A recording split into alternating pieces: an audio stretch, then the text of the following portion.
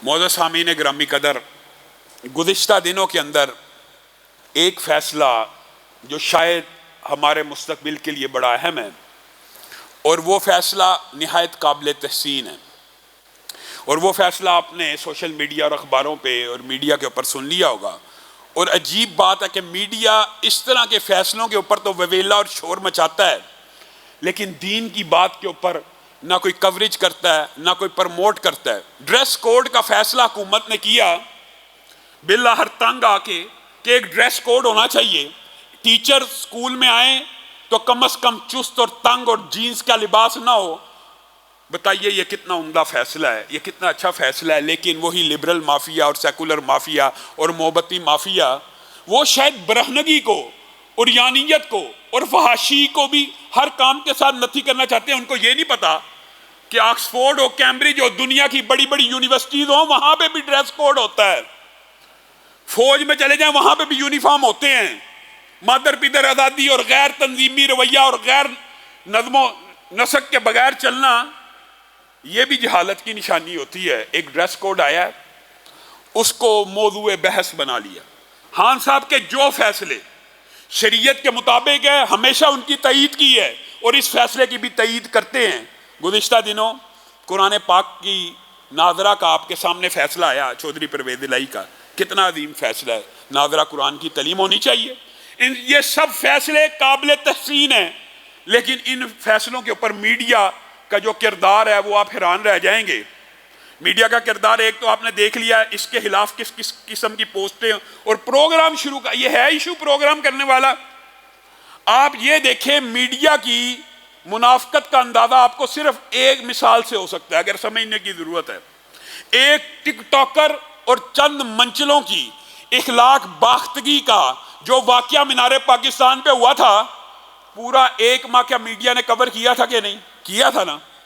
اور 7 ستمبر کو ہزاروں لاکھوں فرزندان توحید مینار پاکستان، اسی مینار پاکستان کے سائے کے نیچے جمع ہوئے، میڈیا نے 1 منٹ کی کوریج نہیں کی۔ بات سمجھ آ رہی ہے؟ وہی مینار پاکستان ہے جس کے نیچے چند منچلے اور ایک ٹک ٹاکر نے بد اخلاقی کی تھی، پورا مہینہ کوریج ہوئی ہے۔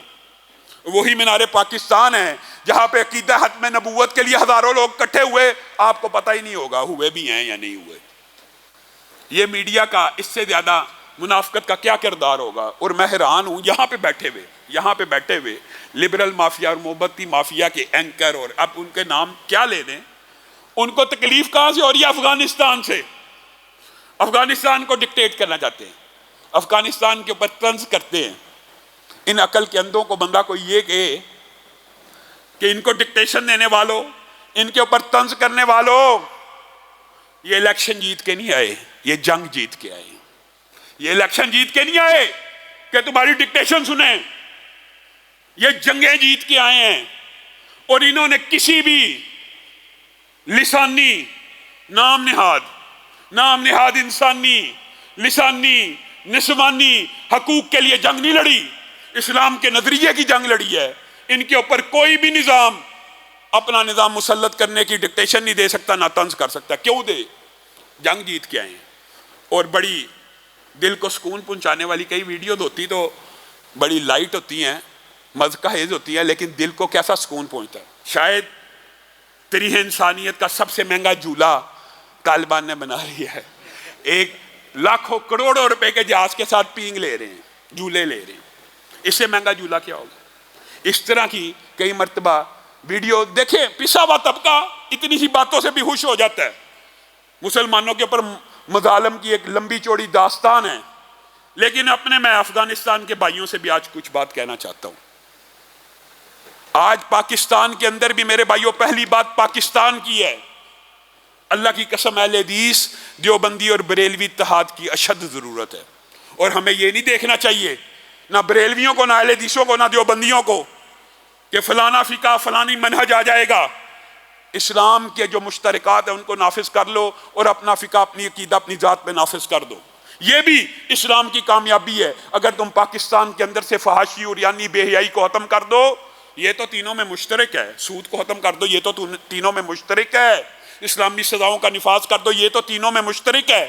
اس کاز کے لیے اگر یہ تینوں مل جائیں تو وہ وقت دور نہیں کہ پاکستان کے اندر بھی اسلام کا جھنڈا بلند ہوگا. ہو سکتا ہے امن امان کے ذریعے، انتخابات کے ذریعے بھی یہ نعرہ کامیاب ہو سکتا ہے، لیکن اس کے لیے یہ سیاسی جماعتوں کی بغل گیری اور سیاسی جماعتوں کی حاشا نشینی اور سیاسی خوشاچی بن جانا اور ان کی تعریفوں کے پل باندھنا، اس سے اجتناب کرنا ہوگا.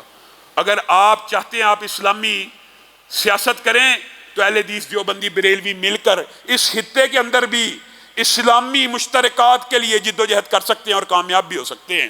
اور جہاں تک بات افغانستان کی، تو افغانستان کے بھائیوں کو اہل حدیث ہونے کے ناطے ابھی میں بات کہنا چاہتا ہوں کہ آپ کی حکومت کو ویلکم بھی کیا ہے، آپ کی حکومت کو مبارکباد بھی دی ہے، اور پاکستان کے 3-4 کروڑ اہل حدیث آپ کے ساتھ بھی ہیں.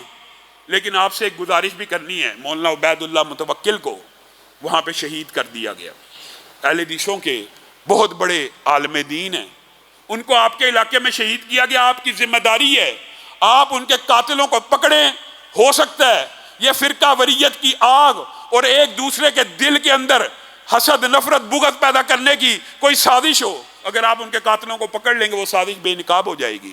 ورنہ بعض کچے ذہنوں میں یہ خیالات آ سکتے ہیں کہ آپ ایک خاص مسلک کو ٹارگٹ کر رہے ہیں. اور دوسری آپ سے یہ اپیل ہے کہ 3 صوبوں میں وہاں پہ اہل حدیث کی اکثریت ہے، چوتھے صوبے میں بھی 50% سے زیادہ ہیں. ان صوبوں میں آپ کے یہ شانہ بشانہ جنگ لڑنے والے بھائی ہیں، ان کو بھی نمائندگی دی جائے. ہماری آپ سے یہ توقعات ہیں کہ آپ مرکز کے اندر بھی مسالک کی نمائندگی دیں گے، اور صوبوں میں جہاں پہ اکثریت ہے وہاں بھی ان مسالک کے لوگوں کو اپنے ساتھ اکاموڈیٹ کیجئے. انشاءاللہ صرف پاکستان کے نہیں، پوری دنیا کے مسلمانوں کی، اسلام پسندوں کی، دین پسندوں کی نظریں آپ کے اوپر لگی ہیں کہ آپ کیا سٹیٹسمین شپ لوگوں کے سامنے پیش کرتے ہیں. آپ ریاست مدینہ کے وہ کون سے خطوط لوگوں کے سامنے پیش کرتے ہیں. بڑی اچھی اور خوش آئند خبریں آ رہی ہیں، تصویریں بھی آ رہی ہیں. یونیورسٹیوں کے اندر عورت اور مرد کے درمیان پردہ لگا دیا گیا. ساری لبرل مافیا کو گنگا کر دیا آپ نے اس عمل سے.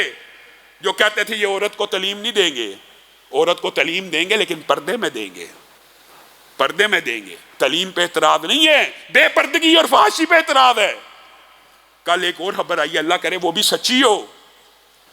ایک بیان ہم نے سوشل میڈیا پہ سنا ہے کہ آپ نے اپنے وزیروں کی تنخواہ 17,000 افغانی روپیہ لگا دی ہے، اور آپ نے یہ کہا ہے کہ آپ کے وزیر کی تنخواہ مزدور کے برابر ہوگی. اللہ کی قسم اگر آپ یہ عمل کریں گے، اسٹیٹمنٹ شپ کا ایسا مظاہرہ کریں گے، پوری دنیا کے دین پسند، صرف اہل حدیث نہیں، پوری دنیا کے اسلام پسند آپ کے ساتھ کھڑے ہوں گے. آپ نے آئیڈیل بننا ہے، آپ نے مسلمانوں کے لیے نمونہ بننا ہے. سبحان ربک رب العزت عما یصفون وسلام علی المرسلین.